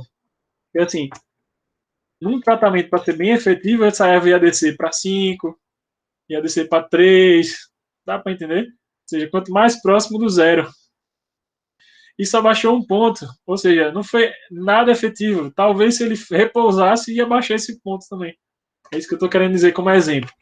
Não estou dizendo que aqui o kinésio não presta para nada, não é isso que estou falando aqui. Nem estou dizendo aqui também que a ventosa não presta para nada. Presta, mas a gente precisa entender qual o desfecho que você quer ver. Você quer ver o efeito pensando na dor, pensando na função, pensando na mobilidade, pensando na força, etc, etc. Ou seja, o que é que eu quero avaliar? Qualidade de vida, bem-estar. Aí eu consigo realmente ter uma certeza melhor. Dá para entender, pessoal, que eu tô falando aqui. A gente precisa ser um pouquinho mais crítico nisso, o que é que realmente é bom e o que não é. E aí eu vou escolher a melhor conduta. Porque assim, voltando para o que a gente estava falando de lombar e etc. Chegou um paciente para mim com dor lombar. O que vai me fazer escolher fazer uma manipulação lombar, um thrust? Ou o que vai me fazer escolher fazer uma mobilização, ou uma inibição posicional, ou uma liberação miofascial, ou qualquer outra coisa? Primeiro, o que ele tem, o que eu encontro na avaliação, quais são as restrições e o que é mais indicado para ele. Dá para entender? Dá para entender? Porque senão a gente vai ficar fazendo um tratamento que ele não vai ter melhora, ou a gente nem sabe se ele está melhorando mesmo, e ele fica com a gente, ó, um monte de consultas. Então a gente tem que pensar nisso. O que é que eu posso ofertar de melhor? Então, quando eu passo material feito aquele que vocês viram, que eu vou mandar para vocês, de subgrupo, o que é legal é que norteia um pouco você, tipo assim, esse meu paciente tem mais característica psicológica, então o melhor para ele inicialmente é um tratamento assim. Meu paciente tem uma característica mais de alteração de mobilidade, então para ele melhor vai ser terapia manual, dessa forma, assim, assim. E que tipo de técnica eu posso fazer? Eu posso fazer isso por conta disso, por conta disso, por conta disso. Eu posso fazer isso por conta disso, por conta disso. Eu posso complementar meu tratamento com ventosa? Posso. posso complementar, veja o que eu estou falando para você, meu tratamento com kinésio, posso complementar meu tratamento com dry needle, com ozonioterapia, com o que tu quiser, posso, desde que seja complemento. E não o tratamento principal. Dá para entender? Porque o tratamento principal precisa muito da base biomecânica, base de terapia manual e de movimento. E aí todo esse resto, que é importante sim, tem o seu valor, mas como complemento. Dá para entender, pessoal? Então, o que é que vai ser um ponto-chave para nós em relação ao tratamento? A avaliação. Se eu não sei o que eu estou avaliando, se eu não sei o que eu estou palpando, eu não sei o que eu vou fazer como tratamento. Dá para entender? Então, quando eu consigo unir a avaliação de qualidade com o raciocínio, que é o que a gente está conversando agora, clínico de qualidade, e com a melhor evidência disponível para aquele tratamento, a gente está tratando com mais qualidade. Que é o que o pessoal hoje em dia fala tanto, tipo assim, e o que é que eu vou dizer para você? Não é que você tem que ser, não, agora tem que ser tudo baseado em evidência, não é isso que eu estou dizendo para você. Mas se você consegue olhar a PBE, que é a prática baseada em evidência, com bons olhos, você consegue tirar boas informações disso para a sua prática. E o que vai ser legal, ninguém vai poder contestar nada, porque está publicado nos trabalhos o que você está fazendo. Dá para entender? Se a medicina vier questionar teu tratamento, se o paciente vier questionar teu tratamento, tu tem os artigos para mostrar para ele, olha aqui, ó, é recomendado para você o que eu estou fazendo. Isso é que a gente tem que aproveitar o lado bom. Só que a galera tem que lembrar também do seguinte, o PBE tem um tripé. Qual é o tripé? É a melhor evidência, eu vou repetir isso muito, disponível, a expertise ou experiência do profissional. E quando você vai ver a questão científica, geralmente a expertise eles botam lá embaixo, mas a experiência do profissional tem que se levar em conta na PBE. E a vontade do paciente, o querer dele, que está relacionado às crenças dele, o que ele acredita e o que ele quer receber como terapia. Tem que levar em consideração tudo isso. Para dizer assim, trabalho com prática baseada em evidência. Ou seja, você foi lá nos artigos que a gente conversou agora e você viu que para aquele paciente a cinesioterapia é mais importante, vamos pensar assim. Só que ele chega para você e diz assim, hoje você não vai estralar minha coluna, não? Ou ele procura você pensando nessa estraladinha. O que é que você tem que fazer? Você vai ter que dar um jeito, e ele diz assim, que ele gosta, e ele ainda diz assim, eu me sinto bem quando eu recebo a manipulação. Só que nem era o principal tratamento para ele. Mas você vai ter que dar um jeito de fazer a cinesioterapia e durante o processo também fazer a manipulação. Porque você tem que respeitar o que ele quer como terapia. Levando-se em consideração que talvez teria outras coisas melhores para ele, mas ele pediu para você fazer. Então você respeita e você vai fazer. Ficou claro isso ou não? Então, quando você consegue caminhar nessa linha tênue entre ciência e clínica, você consegue conciliar ciência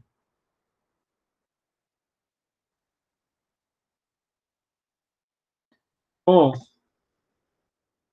clínica, conciliar e não uma coisa só ou outra coisa só. Quando eu estou falando aqui as duas coisas, aí a gente está falando de uma qualidade excelente de trabalho. Porque você vai ver dentro da sua experiência profissional o que é bom para o paciente e vai associar com os melhores estudos sobre aquele assunto. Aí é maravilhoso. Só que aí a gente tem algumas problemáticas nisso aí. Qual é? Primeira, a grande maioria dos profissionais e dos alunos não tem uma boa prática com o inglês, então a gente tem dificuldade em ler os melhores estudos, porque a gente às vezes não sabe o inglês, não traduz bem, etc e tal. Outra dificuldade nossa é sobre entender a metodologia dos artigos, a parte estatística também, etc, a interpretação, e isso faz a gente dizer assim, esse negócio é um saco, artigo é um saco, porque eu nem entendo o que é isso, aí eu vou achar que é ruim. Agora, quando eu entendo isso e quando eu consigo traduzir isso para a minha prática, agora o negócio fica interessante, porque eu vou estar usando o que é melhor para o meu paciente e agora eu estou entendendo por que ele melhora também. Vocês conseguem entender onde eu quero chegar com essa conversa?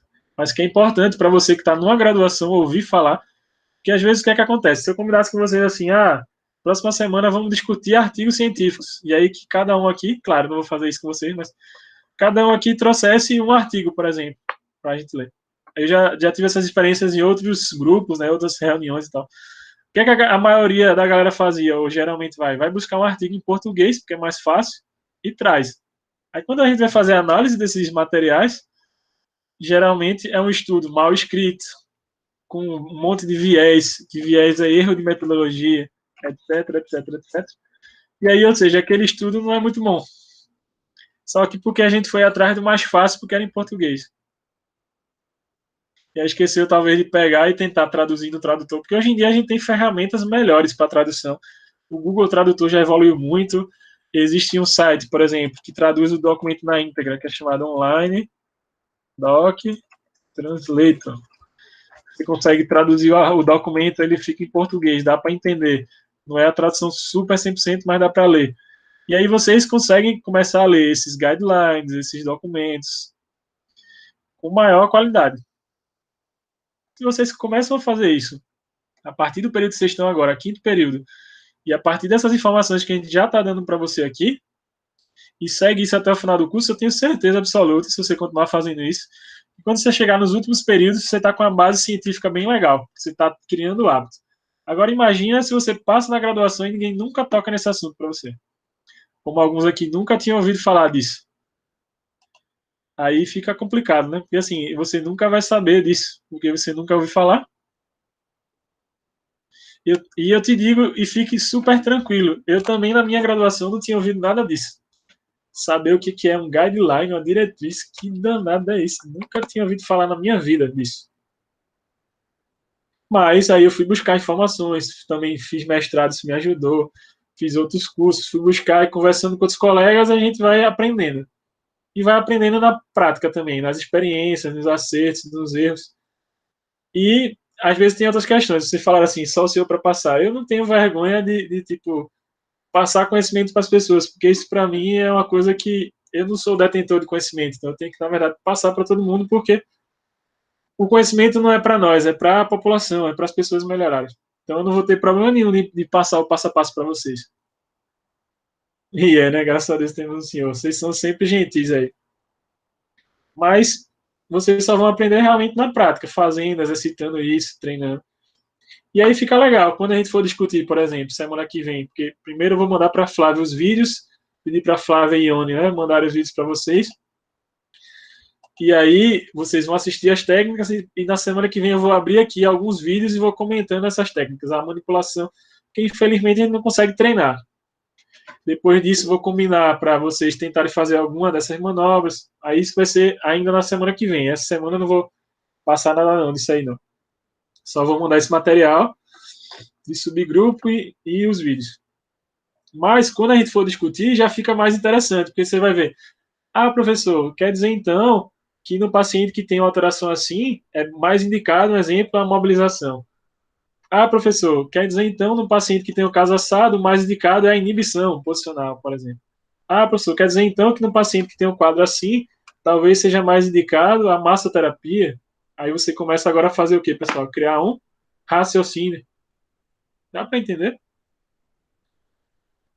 E não só ser um reprodutor de técnica, aquele cara que chega lá e só faz a técnica.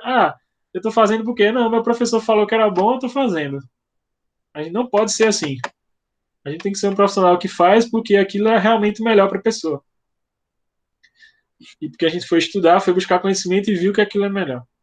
Independente de você ter 200 mil cursos ou nenhum curso desse. Vou além, claro, a gente precisa investir em formação científica, técnica, fazer curso, formação. Precisa e ao mesmo tempo não precisa.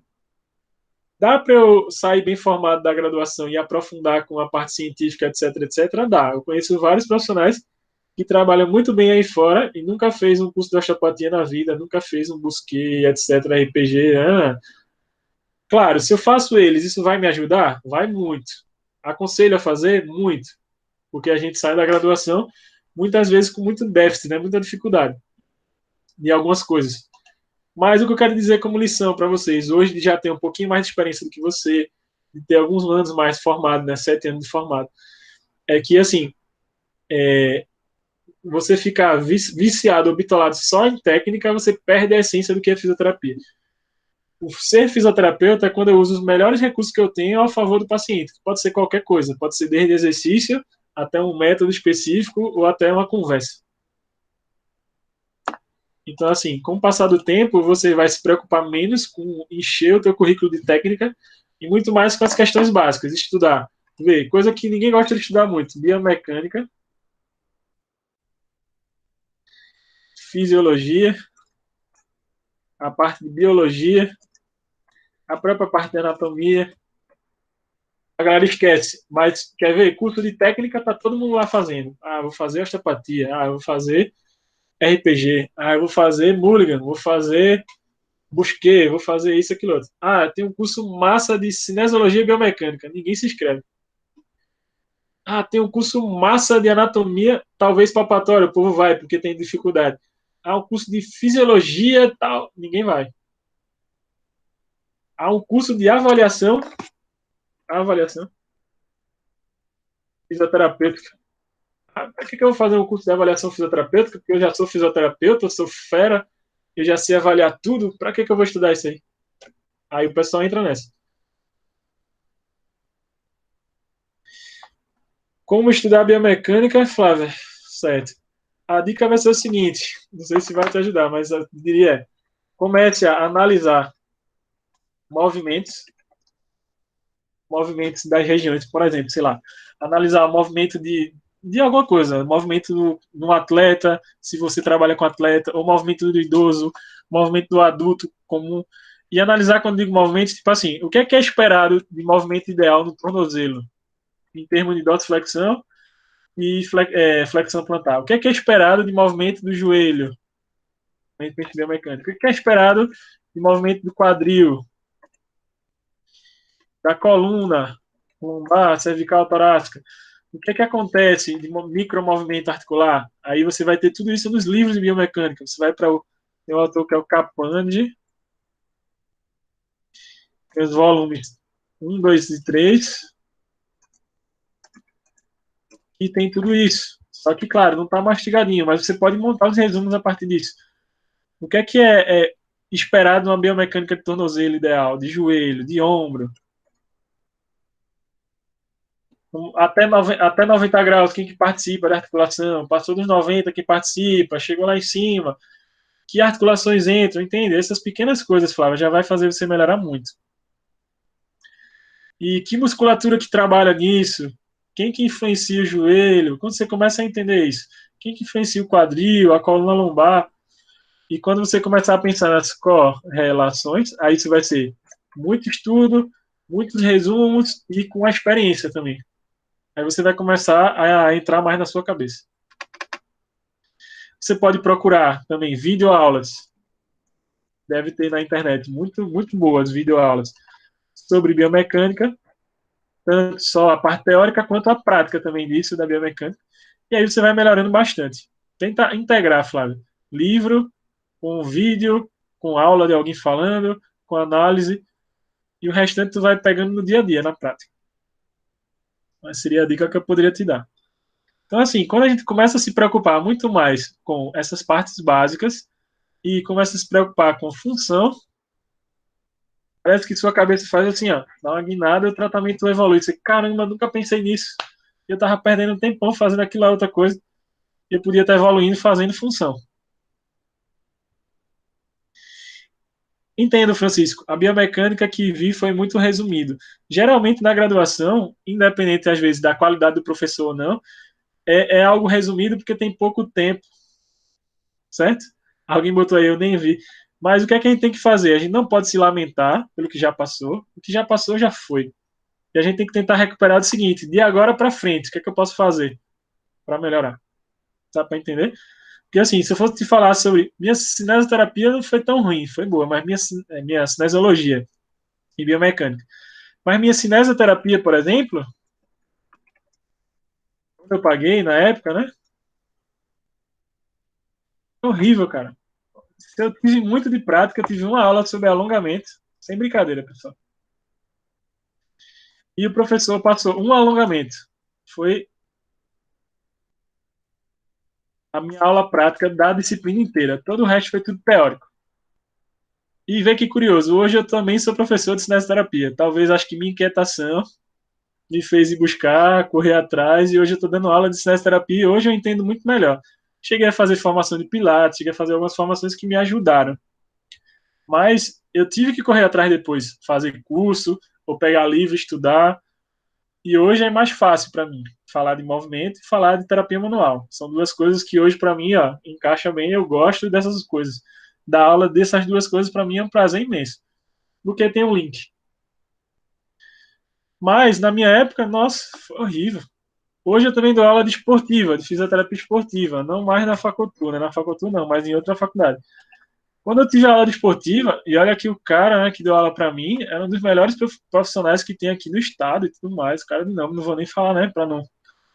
Mas na época que eu tive a aula, hoje ele tá bem melhor, tudo mais, né? Mas na época que ele deu a aula para mim, nossa senhora, também foi péssimo quanto aula em si. Hoje dando análise da aula, tô falando, né?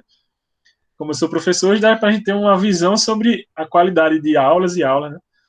Mas na época, nossa, foi horrível, muito difícil, muito ruim. Eu aprendi muito mais na prática, no estágio, do que na disciplina.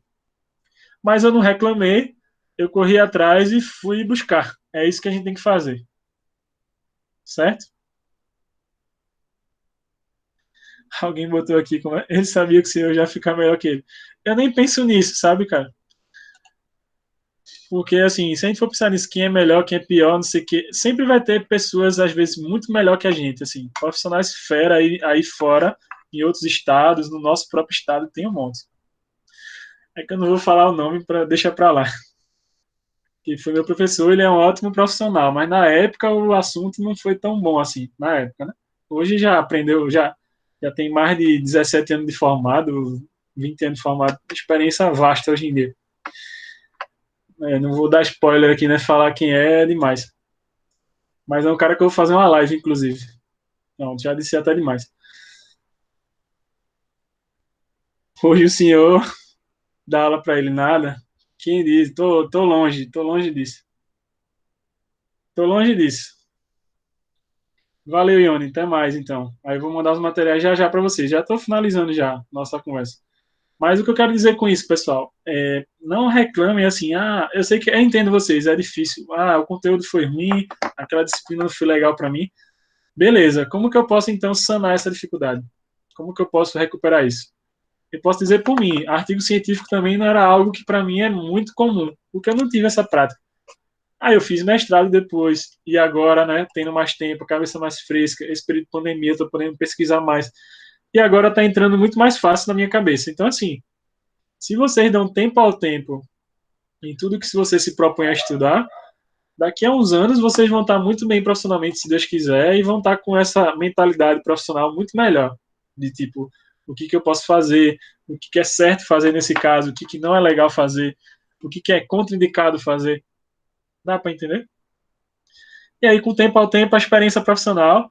E uma coisa, se eu posso dizer para vocês, sempre com o pé no chão, sempre com humildade, é extremamente importante isso. Nunca achar que você é melhor do que ninguém, porque sempre tem alguém tão bom quanto ou melhor. E aí vocês vão crescer muito na profissão.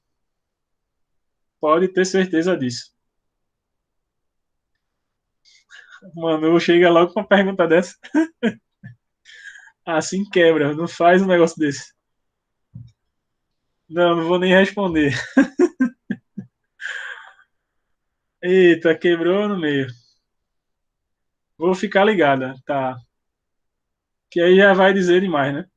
Mas vamos lá, vai ser amanhã, vai ser amanhã. Pronto, já falei demais de novo. Mas assim, é um excelente profissional. O cara hoje é um dos melhores profissionais daqui de Pernambuco. Fisioterapeuta, inclusive de clube e tudo mais, o cara é ótimo. Mas na época não foi essa aula toda que eu tive. Mas assim, não reclamei. E na verdade, hoje eu sou até grato. Hoje eu sou até grato, porque assim, isso me fez correr atrás, buscar, estudar, entendeu? Então, assim, eu não, nem reclamo. Na verdade, eu já até agradeço. Porque o que foi ruim para mim na época, como eu fui graduando, quando eu fui aluno, me fez o que eu sou hoje, assim, me fez eu buscar. Tipo assim, poxa, ninguém tá me dando, eu vou ter que ir atrás. Deu para entender? Porque nem sempre você vai ter o conteúdo mastigado, assim, tudo bem dado para você. Às vezes você tem que correr atrás mesmo. Então, assim, não reclame às vezes, claro. O ideal é que você sempre tenha o melhor conteúdo. Quando você, às vezes, falta algum conteúdo, está com dificuldade em alguma coisa, isso é uma oportunidade de você melhorar. E pense assim também, pessoal. Todo dia eu tenho alguma coisa para melhorar. Certo? Então, assim, sinto carência de biomecânica. Beleza, mas como que eu posso fazer para melhorar, Flávio? É sentar o bumbum na cadeira ó, e buscar nos livros, ler artigos sobre o assunto, análise de vídeo, videoaula, trocar ideia com o professor, com outro profissional, e assim você vai melhorar. Então não te cobra. Na minha época que eu era graduando, eu também tinha algumas limitações, tenho limitações, todo mundo tem, e a gente tem que estar sempre com o pensamento de que a gente pode melhorar. Isso é o que faz mover a gente e o que me faz querer ficar velhinho nessa profissão, trabalhar até morrer com fisioterapia.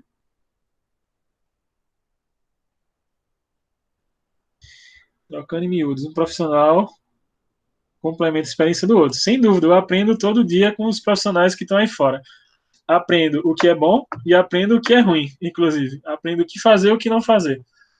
Todo dia que você está antenado aí nas lives, que você está antenado nas nossas aulas, você está antenado no dia a dia da fisioterapia e nos profissionais que você vão conhecer em estágio e etc., você vai aprender muito o que é bom e o que não é bom.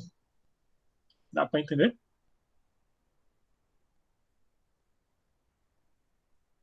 Eu fico perguntando assim muito, pessoal, dá para entender, mas é mais para vocês poderem interagir comigo, porque como a gente está numa tela aqui, então às vezes parece que você está falando sozinho. Por isso que eu fico o tempo todo perguntando se está dando para entender ou não. Para eu poder, tipo, ver se você está acompanhando, se não está travando, não está dando algum erro na internet. Porque tem muita gente utilizando. Então, assim, se alguém tem alguma pergunta, hoje foi mais o que eu queria comentar, é isso de falar da importância da anatomia. Então, eu comecei a aula falando da anatomia. Falar da importância da ciência, e alguns tinham me perguntado, porque na outra aula também tinham me perguntado. Então, quero saber sobre tratamento lombar. Pô, dá uma pesquisada naqueles guidelines lá que você viu na Pedro ou no outro site. É, dá uma pesquisada nessas coisas para você estar bem informado. E o que vai melhorar ainda mais vai ser a questão de você praticar depois. Então, assim, a gente vai ter que ter um momento prático, com certeza. Certo? Aí alguém botou aqui para variar, o senhor deu show. Vocês são muito gentis. Achamos até bom essa interação, dá para entender. Que bom. Eu fico feliz que vocês gostam, pelo menos, do que eu estou falando para vocês. E eu estou sendo aqui extremamente sincero quando eu falo essas coisas, porque eu acho que é assim que a gente tem que ser na nossa profissão. Sincero com os alunos, sincero com os pacientes, sincero com a profissão. Que isso só tende a crescer. Se todo mundo pensa assim, e todo mundo trabalha assim, é bom para não só para você, é bom para todo mundo. E esqueça um pouquinho, mas você vai ver colegas aí fora, a questão do ego profissional, vai ter muito. Ah, sou o cara. E às vezes, quando você tem esse ego muito inflado e não consegue controlar isso, a queda é muito grande, infelizmente, porque nem sempre a gente vai conseguir ter sucesso, vai, às vezes vai ter insucesso também. As pessoas melhoram, outras não melhoram e assim segue a vida. Eu também gosto bastante de vocês, amo todos vocês, do fundo do coração, de verdade. Vocês botam isso aí, você não sabe o quanto é bom ler essas coisas, não por babação, e sim para saber que vocês gostam do conteúdo. Então, cada vez mais se preocupem com isso, pessoal. Como que eu posso levar uma boa informação, tanto para mim, profissionalmente, como para os meus pacientes, e como que eu posso colocar isso em prática? Eu acho que é fundamental. Sem se preocupar com o bônus depois, tipo assim, claro que é ótimo quando você é reconhecido, é ótimo quando você tem sucesso no tratamento, mas a gente tem que buscar o melhor tratamento para o paciente, independente de ser bem sucedido ou não. Ou seja, o que eu quero dizer é, dê o melhor para as pessoas, ajude as pessoas do melhor que você puder, que a gente vai ter um bom retorno pessoal e um bom retorno financeiro, inclusive. Porque se as pessoas melhoram, beleza, já tem gente que está saindo aí já. E eu vou fechar agora. Ah, isso pode deixar, isso sou eu, sou desse jeito mesmo, eu tento ser o máximo assim. Vou ter falha, vou ter acertos também, e assim a gente vai, mas que bom que vocês gostam. Para a gente fechar, alguém tem alguma pergunta sobre a temática? Porque assim, agora quando eu fechar aqui, o que eu vou fazer é, vou mandar essa aula gravada para vocês, vou mandar os materiais, tanto da aula de coluna, né, quanto essa de subgrupos que eu falei, e vou mandar os vídeos. Então, Flávia, segura aí que vai vir vídeo de coluna lombar, torácica e cervical. Mas por que, que eu mando essa grande quantidade? É mais para poder que vocês terem opções, assistirem um bocado, porque aí na próxima aula eu vou selecionar alguns, vou mostrar aqui durante a aula, e aí vou pedir para vocês fazerem a atividade na próxima aula. Mas já começa a assistir os vídeos. Já vou conversar sobre manipulação e mobilização, certo? É, em relação às diferenças disso, quando que é bom manipular, quando que não é. A gente conversa melhor na próxima semana isso. Tudo bem, pessoal? Alguém botou amanhã sua live vai estar lotada. E aí, vamos ver. Vai ser de 8 horas da noite amanhã, para quem quiser, né? Poder participar. Lá no Insta tem. Beleza. O pessoal falando da barba agora, né? Situação pandemia, né? Estamos aí. Tô pensando seriamente depois se eu vou manter, se eu vou tirar. Mas no momento eu preferi chutar o pau da barraca e deixar crescer. A DOT tá na moda.